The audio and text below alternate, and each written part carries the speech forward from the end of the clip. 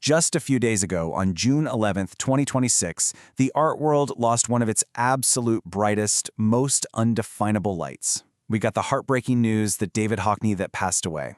But, rather than dwelling on the quiet of his absence, we are going to remember him in the only way that really makes sense for a guy like him, through the explosive, vibrant color he brought into all of our lives. Take a look at this. This is his iconic 1967 painting, A Bigger Splash. Notice how he froze just a tiny fraction of a second, literally a fleeting splash of water, and turned it into this enduring monument of joy. Honestly, it's the perfect representation of his entire legacy. Bold, completely disruptive, and just impossible to ignore. Welcome to this celebratory explainer. Today, we are honoring David Hockney, a true master of vision and color. Now, this isn't going to be just some dry recounting of famous paintings, right? We're taking an engaging journey through the life of a wildly restless innovator.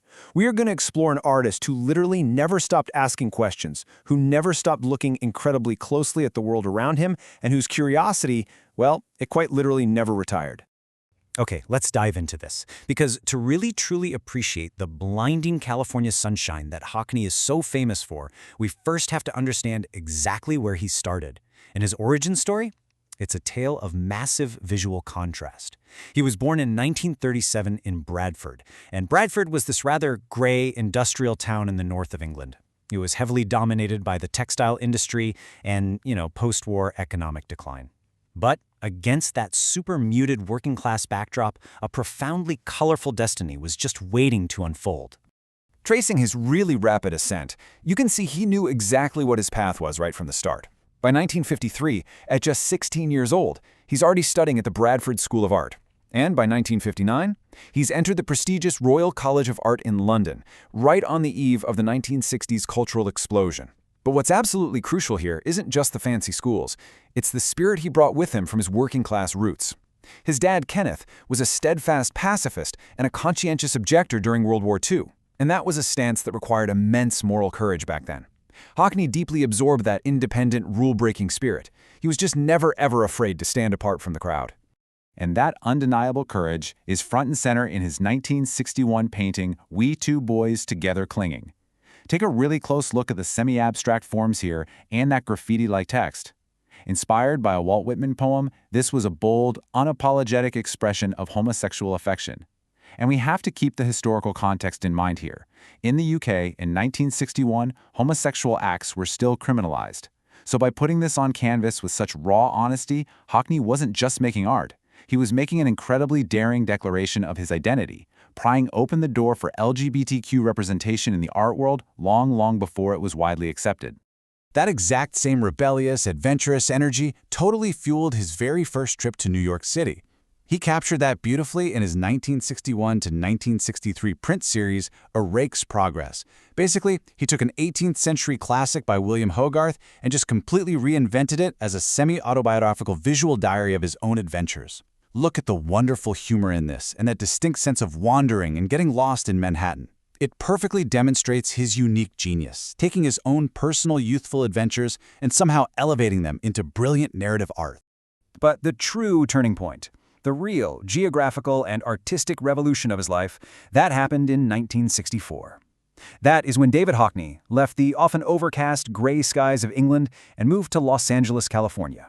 He basically found a second home there, a world of endless blue skies, incredibly sharp palm tree shadows, modern glass houses, and of course the alluring geometry of the backyard swimming pool. California sparked an absolute revolution in his palette. Now, the technical shift that actually made his iconic California look possible was a switch from traditional oil paints to acrylics. Acrylic is a fast-drying synthetic medium, so why does that matter?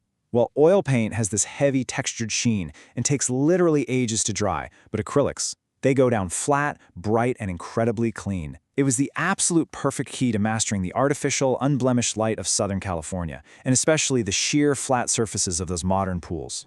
Which brings us to this breathtaking masterpiece from 1972, Portrait of an Artist, also known as Pool with Two Figures. I really want you to look at the composition here. Notice the profound emotional distance between the two men. The man standing on the edge, looking down in the pink jacket, that's his former partner, Peter Schlichner. The swimmer is submerged, his identity totally distorted by the rippling water. Hockney just perfectly captures his sense of lost love and this unbridgeable emotional gap. It is, quite simply, a visual poem of heartbreak, composed entirely of gorgeous, sun-drenched geometry. This piece actually signals a much larger shift in his work as we move through the late 1960s and into the 70s. Hockney became an incredibly keen, deeply empathetic observer of human relationships. He transitioned from the solitary splashes of his early California days into becoming the undisputed master of the double portrait. He just had this uncanny ability to paint not only the people sitting right in front of him, but the silent, subtle psychological tensions just hanging in the air between them. And this brilliantly illustrates that exact point. On the left, we have Mr. and Mrs. Clark and Percy from around 1970. Look at the marital tension here. Celia stands tall, active, and confident by the window, while Aussie just sits slumped, kind of passive, with a cat on his lap. It is a literal masterclass in reading power dynamics. Now contrast that with the image on the right, My Parents, painted in 1977. There's no tension here at all, only a deeply profound, restrained love. His father is totally absorbed in reading while his mother sits attentively facing us. It's a quiet, beautiful testament to his deep affection for his family. By the time we hit the 1980s, Hockney's relentless curiosity flared up all over again. He started getting incredibly frustrated with a fundamental rule of Western art, single-point perspective. He realized that having one single vanishing point, like looking down a long tunnel, doesn't represent how we actually see space in the real world. Our eyes are constantly darting around, taking in multiple angles, building a complete scene in our minds over time. You can see this massive shift begin in pieces like Mulholland Drive from 1980, where he started completely breaking the frame to represent how we actually experience looking. I absolutely love his attitude on this whole thing. Just read this quote with me. Photography is all right if you don't mind looking at the world from the point of view of a paralyzed cyclops for a split second. He felt standard photography was just dead and static. So what did he do? For masterpieces like Parablossom Highway in 1986, he took over 700 photos of a single scene from slightly different angles and painstakingly stitched them together into a massive photo collage. By doing this, he simulated the constant, restless movement of the human eye. It was a total game changer for how we perceive reality on a flat surface. Now, you would think that after redefining pop art, mastering acrylics, and literally reinventing perspective, an artist might just, settle down. But not Hockney. As we bring his story into the 21st century, he proved that true artists never stagnate.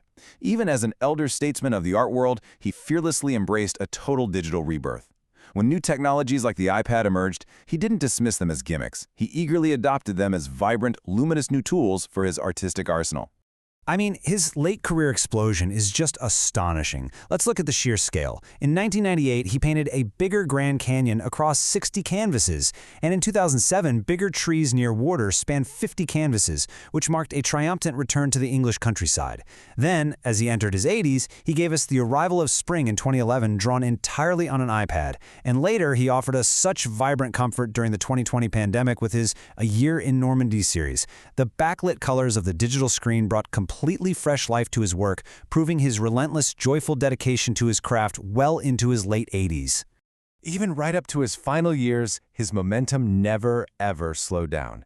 Just look at the massive David Hockney 25 exhibition at the Louis Vuitton Foundation in Paris in 2025, or the magnificent 90-meter scroll showcased at the Serpentine Gallery in London just this year in 2026.